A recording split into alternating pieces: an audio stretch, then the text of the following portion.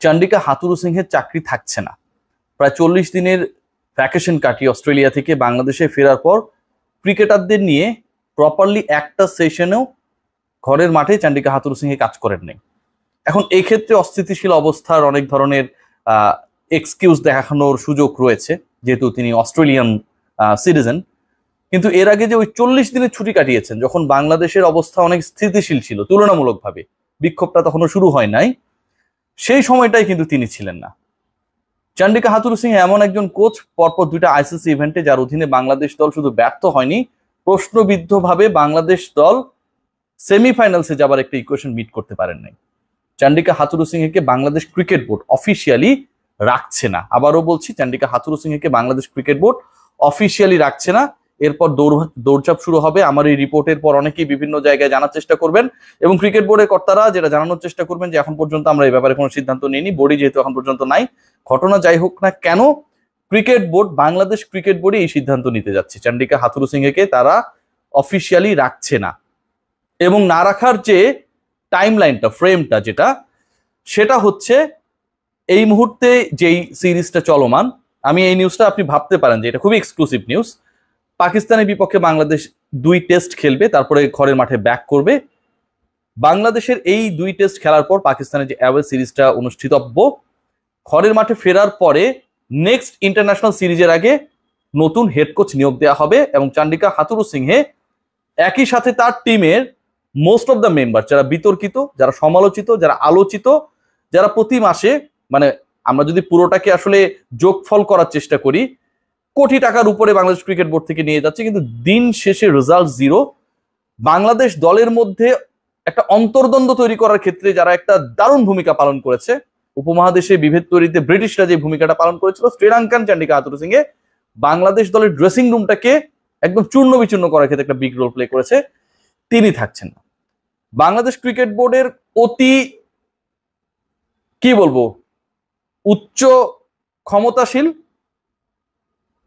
একটা মহল, যারা এই মুহূর্তে বিসিবি কে লিড করছে, বিসিবির আগামী নেতৃত্ব ঠিকঠাক করবে, বিসিবির নাজমুল হাসান পাপন পরবর্তী রূপরেখাটা যাদের হাতে এই মুহূর্তে, এই সিদ্ধান্ত অলরেডি গৃহীত হয়েছে, গ্রহণ করা হয়ে গেছে যে চান্ডিকা হাথুরুসিংহের এটাই লাস্ট অ্যাসাইনমেন্ট।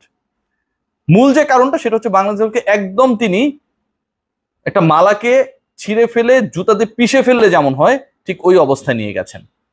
সিনিয়র ক্রিকেটারদের মধ্যে শুধু দ্বন্দ্ব না, জুনিয়র ক্রিকেটারদের যে ক্ষোভ তার প্রতি, তিনি যেভাবে নাজমুল হোসেন শান্তকে পার্টিকুলারলি নেপাল ম্যাচের চলাকালীন সময়ে থ্রেট করেছিলেন, এটা একটা এক্সক্লুসিভ নিউজ, এটা নিয়েও আমি আপনার সাথে আলোচনা করব।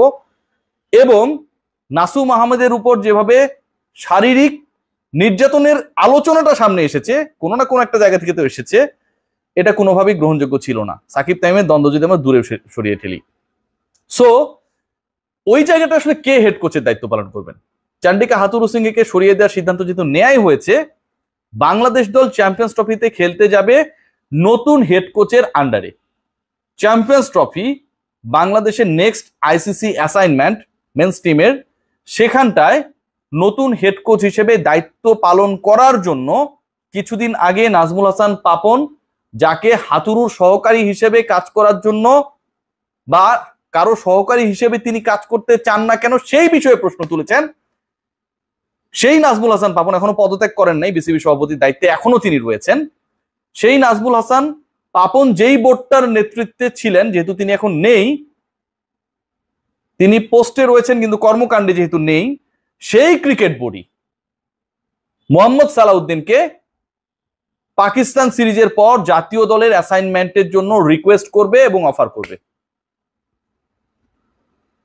Mohammad Salauddin is going to be the next head coach. বাংলাদেশের ক্রিকেট ইতিহাসে অনেক বড় একটা আক্ষেপের নাম, আমরা কেন আমাদের লোকাল হেড কোচ পাই না। বাংলাদেশের ক্রিকেট ইতিহাসে একজন কোচ যখন ফ্র্যাঞ্চাইজ টুর্নামেন্ট জিতিয়ে দেন, ন্যাশনাল টিমের অ্যাসিস্ট্যান্ট কোচ হিসেবে যখন আরো 10 বছর আগে তিনি কাজ করেছিলেন, জাতীয় দলের ক্রিকেটাররা তার ক্রাঞ্চ ওর ক্রাইসিস মোমেন্টস গুলোতে যার উপর ডিপেন্ড করেন, যার ছোঁয়ায় একজন ক্রিকেটার আউট অফ ফর্ম থেকে ইনফর্ম হন, বদলে যান, যিনি প্রত্যেকটা বড় ক্রিকেটার, ছোট ক্রিকেটার সবার মানসিকতা পড়তে পারেন, সেই মোহাম্মদ সালাউদ্দিন। তিনি he will be given the offer to be the head coach of Bangladesh national cricket team. Salauddin ভাই এখনো হয়তো সেটা জানেন না। সালাউদ্দিন ভাই, এই অফারটা আপনি পেতে যাচ্ছেন সামনে।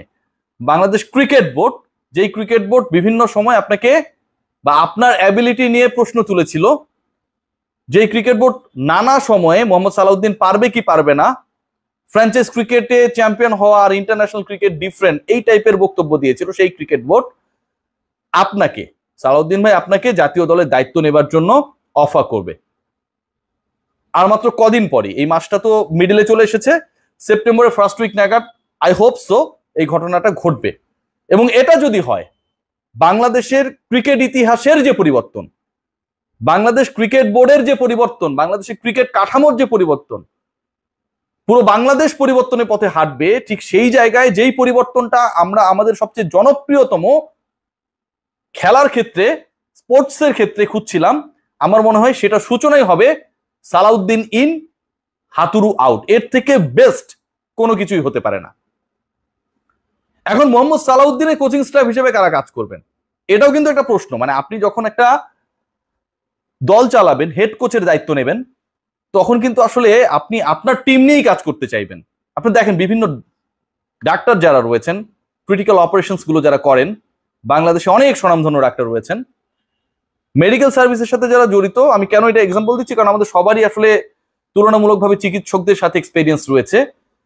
তাদের ক্ষেত্রে কিন্তু আমরা খুব দারুণভাবে দেখি যে তারা একটা টিম নিয়ে কাজ করে।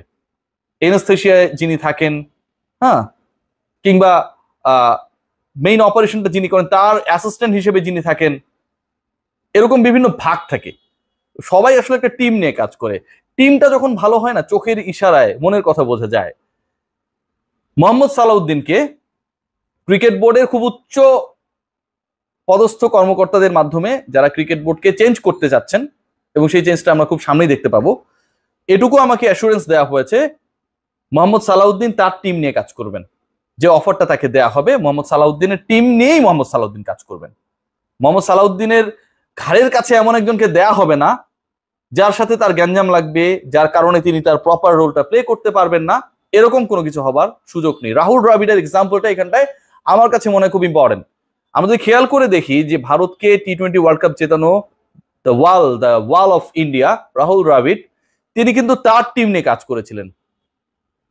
ব্যাটিং কোচের কথা যদি আমরা বলি, ফিল্ডিং কোচের কথা যদি আমরা বলি, ট্রেনারের কথা যদি আমরা বলি, অ্যানালিস্টের কথা যদি আমরা বলি, দ্রাবিড় হি ডিসাইডেড যে কাদের নিয়ে তিনি কাজ করবেন, সেভাবেই কিন্তু আসলে তিনি কাজ করেছেন।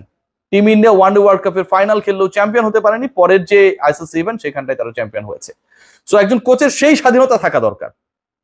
চান্ডিকা হাথুরু সিং যেমন তার মতো করে তার প্রিয় ভাজনদেরকে, যারা অপারক, ঠিকভাবে দায়িত্ব পালন করতে পারে না, ফাঁকিবাজ, বেতন নেয়ার জন্য আসলে বাংলাদেশ ক্রিকেট বোর্ড কে সার্ভিস দেওয়ার জন্য এখানটায় আসে, ক্রিকেট বোর্ডও তাদেরকে সাদরে গ্রহণ করে। ডোনাল্ডের মতো লোকরা এখানে টিকতে পারে না, হেরাতের মতো ক্যারেক্টাররা এখানটায় টিকতে পারে না। সো শন ম্যাকডারমেটের মতো বাংলাদেশের ফিল্ডিংকে চেঞ্জ করার ক্ষেত্রে যিনি একটা বড় রোল প্লে করার চেষ্টা করেছেন, তারা টিকতে পারেন না। হাতুরু যেমন তার টিম নিয়ে কাজ করেন, যদিও তার উদ্দেশ্যটা আলাদা, মোহাম্মদ সালাউদ্দিনও তার টিম নিয়েই কাজ করবেন। আমি যদি লং স্টোরি শর্ট করার চেষ্টা করি, চান্ডিকা হাথুরু সিং এর বাংলাদেশ অধ্যায় শেষ, আনুষ্ঠানিকতার অপেক্ষা। বাংলাদেশের এই মুহূর্তে যে চলতি সিরিজটা রয়েছে পাকিস্তানে, সেটার পরই নেক্সট যে ইন্টারন্যাশনাল সিরিজ বাংলাদেশ ইন্ডিয়াতে খেলবে সম্ভবত, সেখানটায় তিনি থাকবেন না, মোটামুটি কনফার্ম। এবং Bangladesh cricket board they are going to choose someone as the head coach finally, যিনি লোকাল হবেন। এখন পর্যন্ত আমার কাছে যে খবর রয়েছে, এবং মোহাম্মদ সালাউদ্দিনই হচ্ছে বেস্ট চয়েস এখন পর্যন্ত, তাকে সেই অফারটা করা হবে। সবাই ভালো থাকবেন, টেক গ্রেট কেয়ার। চ্যাম্পিয়ন্স ট্রফিতে বাংলাদেশ ভিন্ন কোচের আন্ডারে খেলবে।